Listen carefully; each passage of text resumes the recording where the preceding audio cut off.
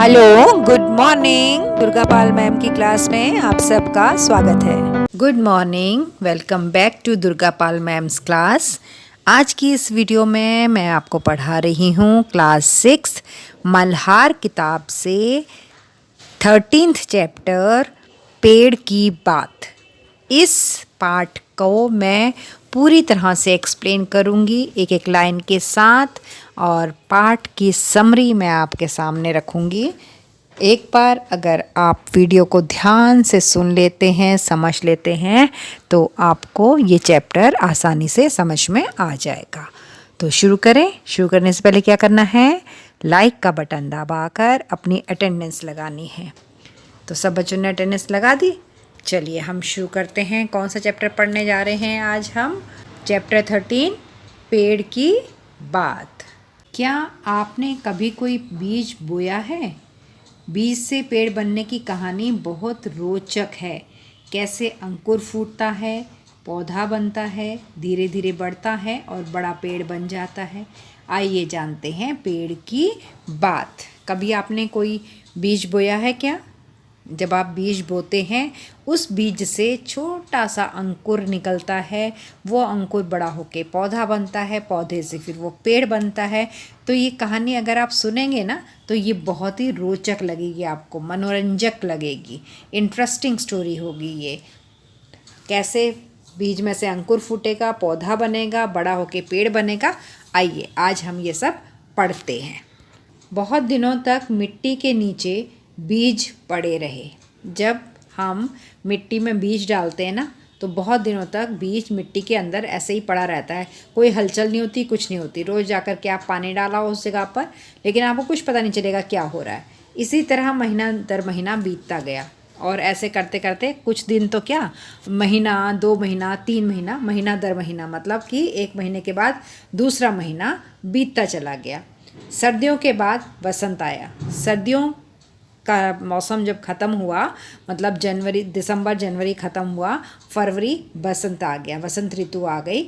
उसके बाद वर्षा की शुरुआत हो गई। वसंत ऋतु ख़त्म हुई 2 महीने की, तो फिर बारिशों का मौसम आ गया। 1 दिन पानी बरसा। अब और छिपे रहने की आवश्यकता नहीं थी। तो बारिश का जब मौसम आया, 2 दिन तक पानी बरसा, तो जो हमने बीज बोया था मिट्टी में, जो अभी तक शांत पड़ा था, महीने दर महीने हो गए थे, उसका कुछ नहीं हो रहा था, उसे अब छिपे रहने की आवश्यकता नहीं थी। यानी उसको अब छिपे रहने की ज़रूरत नहीं थी। मानो बाहर से कोई शिशु पुकार रहा हो। शिशु कहते हैं बहुत छोटे से बच्चे को। ऐसा लग रहा था कि उस बीज को अब बाहर बैठा हुआ कोई बच्चा बुला रहा है और कह रहा है कि सोए मत रहो, ऊपर उठ जाओ, सूरज की रोशनी को देखो। आहिस्ता आहिस्ता, धीरे धीरे बीज का ढक्कन दरक गया। ढक्कन का मतलब है, जो हम बीज डालते हैं उसके ऊपर एक कठोर सा आवरण होता है ना।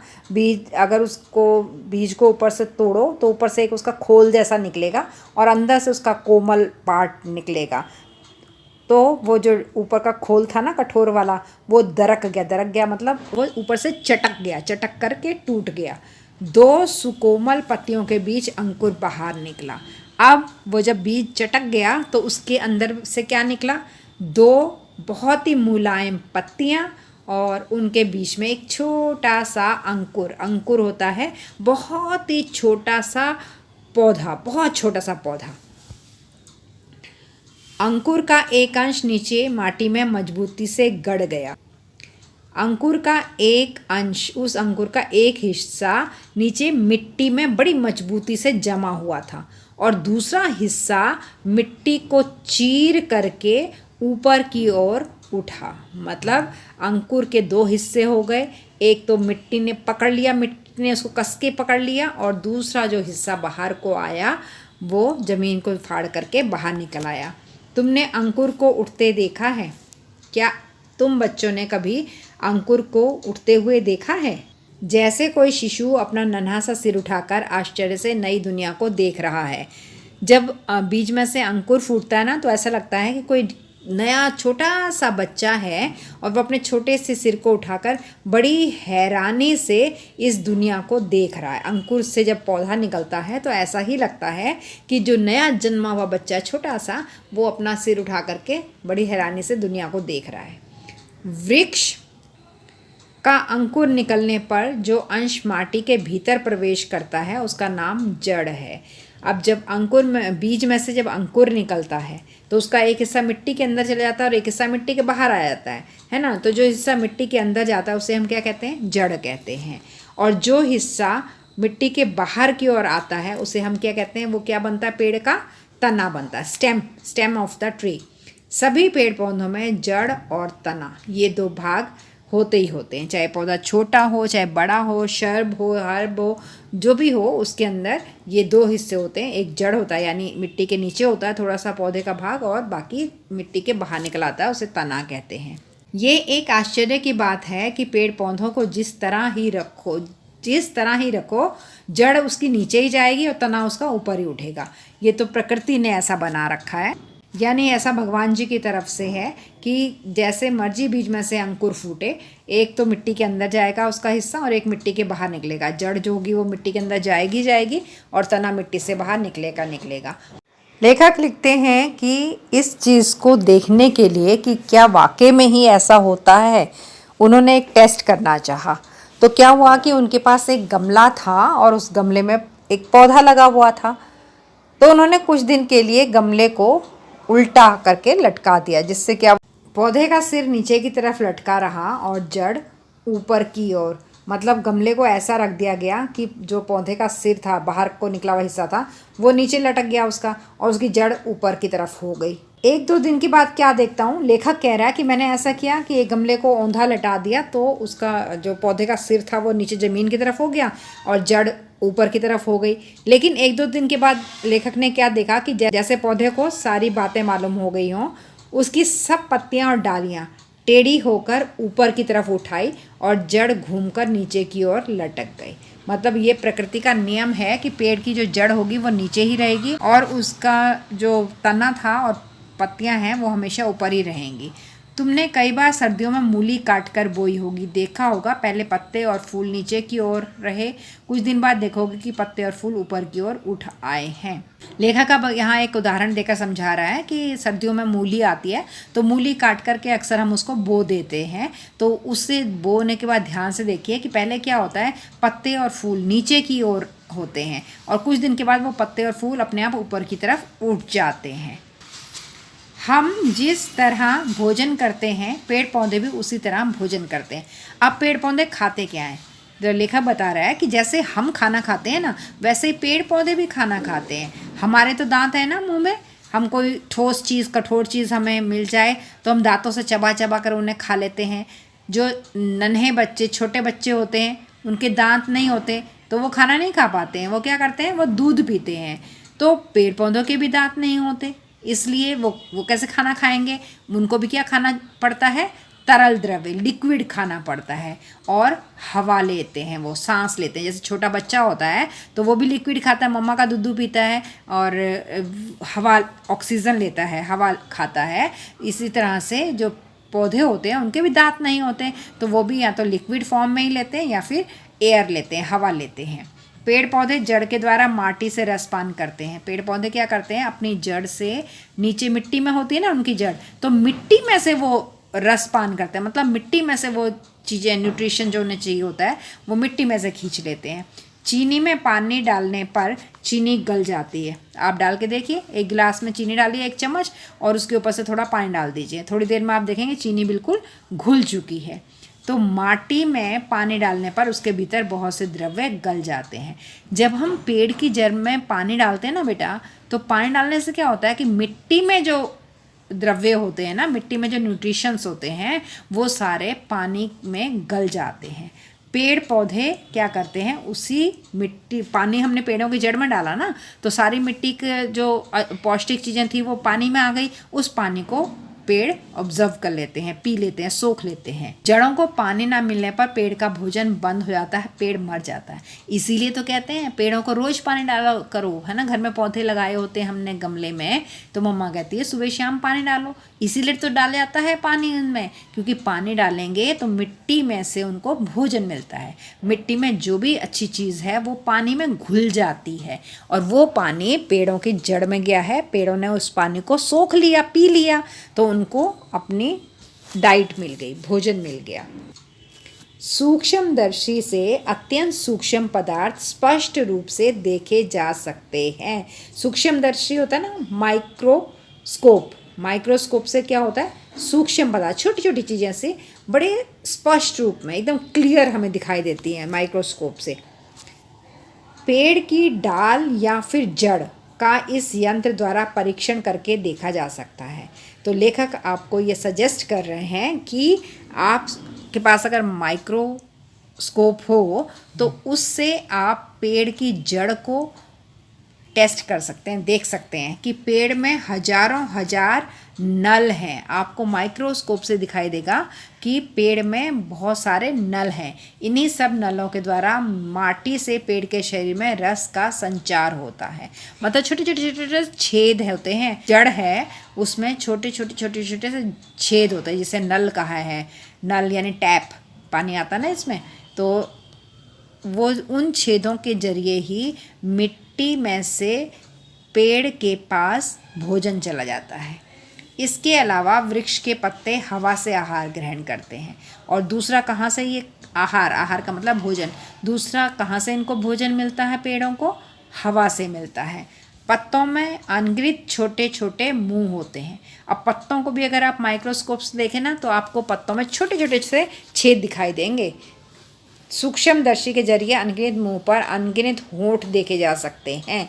तो लेखक कह रहा है कि आप इनको माइक्रोस्कोप से देखो तो आपको पत्ते के ऊपर छोटे छोटे मुंह और छोटे छोटे होंठ दिखाई देंगे। जब आहार करने की ज़रूरत ना हो तब दोनों होंठ बंद हो जाते हैं। जब पेड़ को खाना नहीं चाहिए होता है उस समय पत्ते में जो ये छोटे मुंह होते हैं ना, ये बंद हो जाते हैं, और जब इनको खाना चाहिए होता है उस समय ये मुंह अपने आप खुल जाते हैं और ये हवा से खाना अपने अंदर ले जाते हैं। जब हम श्वास प्रश्वास ग्रहण करते हैं तब प्रश्वास के साथ एक प्रकार की विषाक्त वायु बाहर निकलती है। जब हम लोग सांस लेते हैं ना, तो हम जब सांस अंदर लेते हैं उसे कहते हैं श्वास, ठीक है। जब हमने सांस अंदर लिया तो हमें ऑक्सीजन हम अपने शरीर के अंदर लेके जा रहे हैं। लेकिन जब हम प्रश्वास करते हैं यानी कि सांस को बाहर छोड़ते हैं, तो उस समय हम एक बहुत ही विषैली वायु को बाहर निकालते हैं। इस विषैली वायु को कहते हैं कार्बन डाइऑक्साइड, या फिर इसे अंगारक वायु कहते हैं। अंगार यानी आग। अगर यह जहरीली हवा पृथ्वी पर इकट्ठी होती रहे तो तमाम जीव जंतु कुछ ही दिनों में उसका सेवन करके नष्ट हो सकते हैं।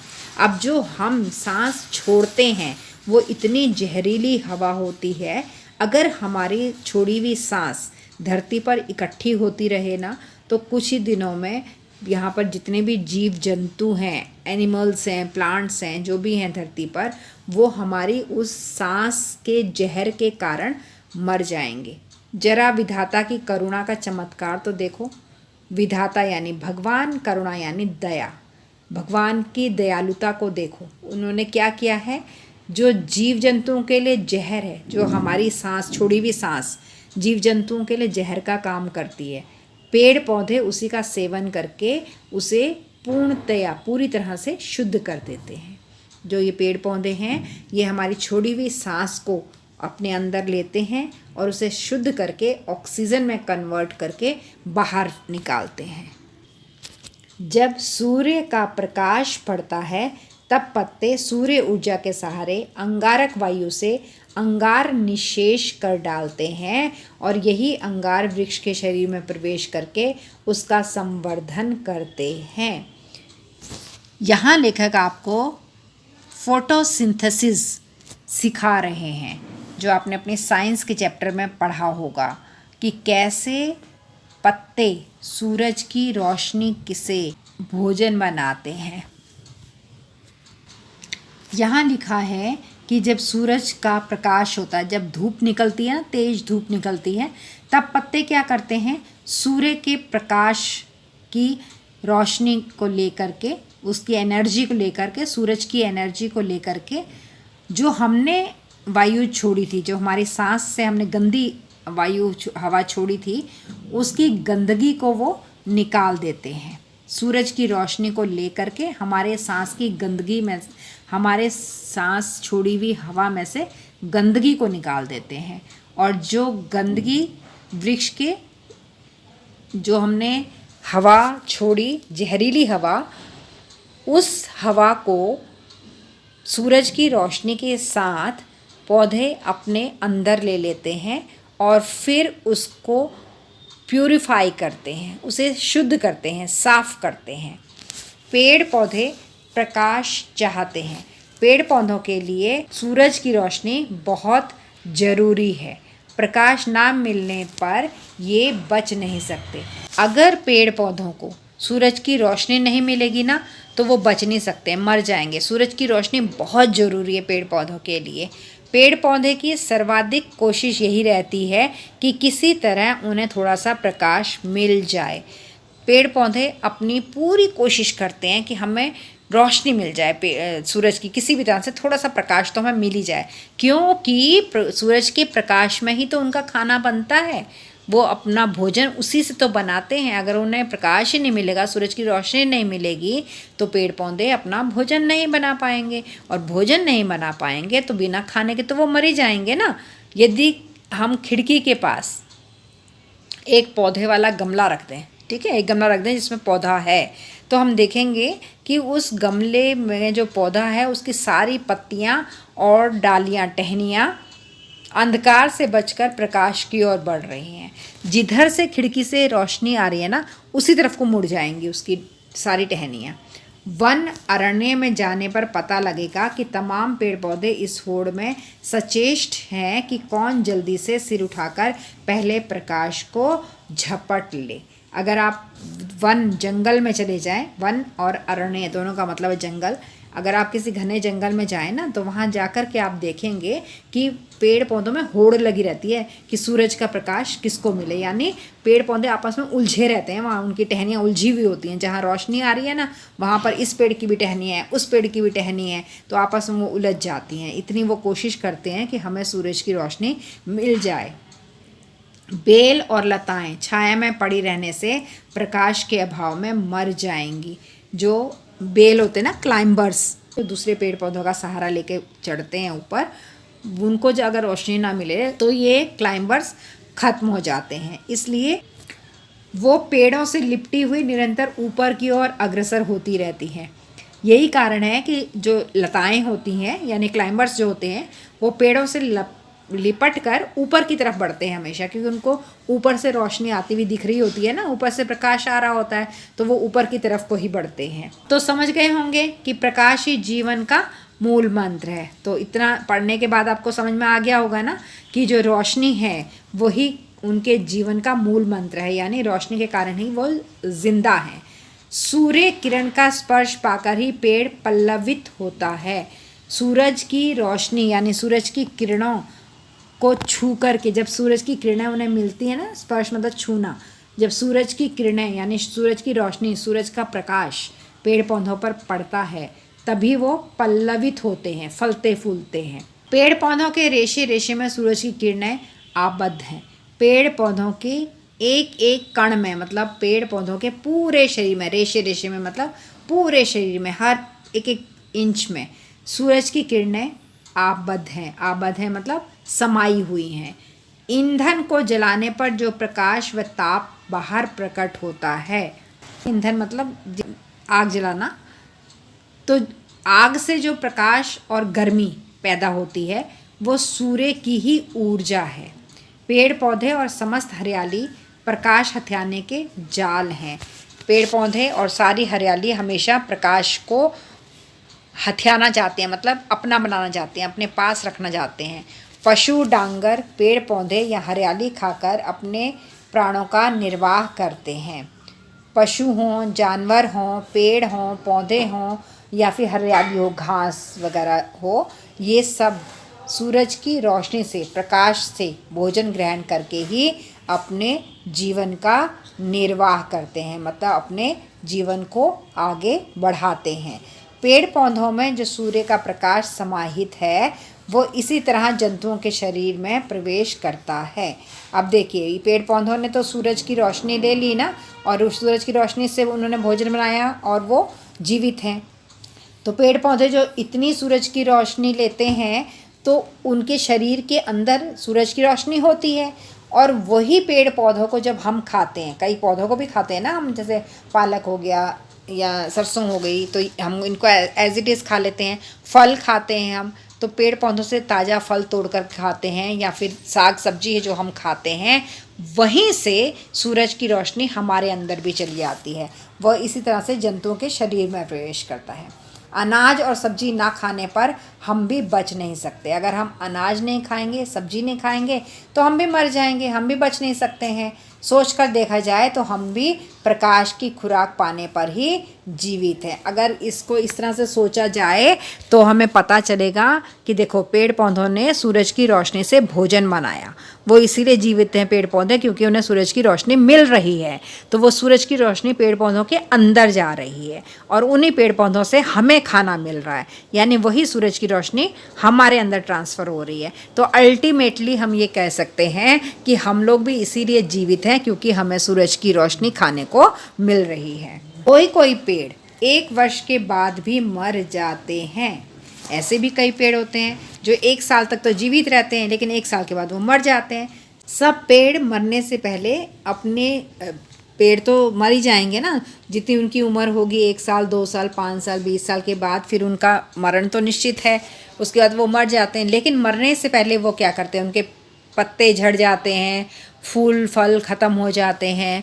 तो इस तरह से वो मरने से पहले हमें अपनी संतान दे करके जाते हैं। पेड़ हमें फल, फूल और बीज देता है। फूलों से ही बीज बनते हैं, जिससे नए पेड़ जन्म लेते हैं। तो इस तरह से हर पेड़ अपने संतान छोड़कर जाने के लिए व्याकुल रहता है, बेचैन रहता है। वो छोड़ता है अपनी संतान को अपने पीछे। बीज ही उनकी संतान है। पेड़ में फूल लगा, फल हुआ, फल हम खाते हैं, फल के अंदर बीज होता है, वही बीज तो उनकी संतान है, क्योंकि अगला पेड़ उसी बीज से तो लगेगा। पहले भी हमने जो पेड़ बोया था वो बीज से ही बोया था। जब वो पेड़ ख़त्म हो गया तो उसका जो फल था, उसके अंदर जो बीज है, उससे उसके जैसा नया पेड़ बनेगा। और कितने ही बनेंगे, क्योंकि कितने सारे बीज होते हैं फल के अंदर। तो बीज की सुरक्षा व सार संभाल के लिए फिर पेड़ फूल की पंखुड़ियों से घिरा एक छोटा सा घर तैयार करता है। अब क्योंकि ये पेड़ का बच्चा है ना, बीज तो उसी से तो बच्चा बनेगा पेड़ का, उसी से नया पेड़ बनेगा।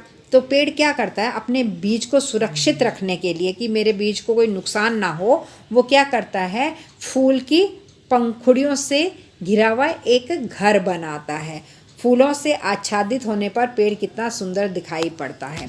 तो पेड़ क्या करता है, बीज को संभालने के लिए फूलों का एक घर बनाता है। मतलब फूलों के अंदर पेड़ का बीज होता है। वो जो फूल होते हैं, फूल से ही तो फल बनता है ना। आप लोग ये साइंस में सब पढ़ते होंगे। तो फूल से ही फल बनता है। तो पेड़ ने देखो कितनी अच्छी व्यवस्था कर रखी है अपने बीज को बचाने के लिए। उसने फूल जैसा खूबसूरत मुलायम एक घर तैयार किया है। और जब फूल पेड़ में लगे होते हैं तो वो फूल कितना सुंदर दिखाई देता है। फूलों से आच्छादित, आच्छादित मतलब घिरा हुआ पूरा, वो पेड़ कितना सुंदर दिखाई देता है। जैसे जैसे फूल के बहाने वह स्वयं हंस रहा हो। ऐसा लगता है जैसे जब किसी पेड़ पर फूल ही फूल खिले होते हैं तो ऐसा लगता है जैसे पेड़ हंस रहा है। फूल की तरह सुंदर चीज़ और क्या है कोई चीज़ फूल के जैसी सुंदर? नहीं, फूल बहुत ही सुंदर होते हैं। जरा सोचो तो, पेड़ पौधे तो मटमैली माटी से आहार और विषाक्त वायु से अंगारक ग्रहण करते हैं। जरा सोच के देखो, पेड़ पौधों ने खाना कहाँ से लिया था? नीचे मिट्टी से ना, जड़ के सहारे पानी मिला था उनको, पानी से उनको खाना मिला था। तो मिट्टी का रंग क्या होता है? ब्राउन कलर का, मटमैली है ना, मिट्टी वाला कलर।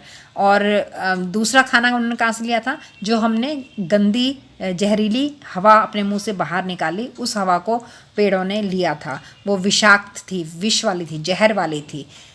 मतलब खाना वो कैसा खा रहे हैं, मिट्टी में से खा रहे हैं और हमारी जहरीली हवा को वो अपने अंदर लेके जा रहे हैं। खाना उनको इतना ऐसा बेकार का खाना मिल रहा है, फिर भी जो उन्होंने इस खाने को खा करने के बाद जो चीज़ पैदा की है वो कितनी सुंदर है। फूल पैदा होता है ना पेड़ में, फूल कितने सुंदर होते हैं। मतलब खाना इतना बेकार खा रहे हैं, गंदा खा रहे हैं, विष वाला खा रहे हैं, लेकिन उत्पन्न कितना अच्छा कर रहे हैं, पैदा कितनी अच्छी चीज़ कर रहे हैं।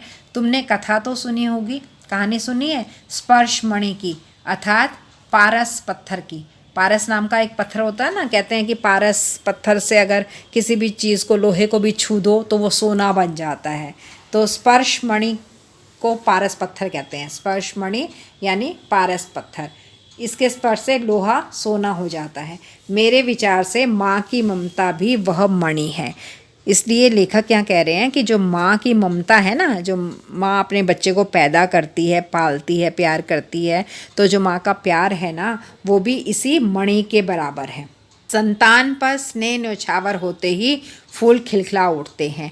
जैसे ही पेड़ बच्चा पैदा करना चाहता है, मतलब पेड़ का बीज बनता है, वैसे ही फूल खिल उठता है। ममता का स्पर्श पाते ही मानो मिट्टी और अंगार, जैसे ही मतलब उसे प्यार मिला, जो मिट्टी से खाना लिया था और जो विषैली हवा से खाना लिया था, दोनों चीज़ें घटिया थी, बेकार थी। उन बेकार चीज़ों को जैसे ही माँ का प्यार मिला, वो चीज़ें इतनी सुंदर हो गई।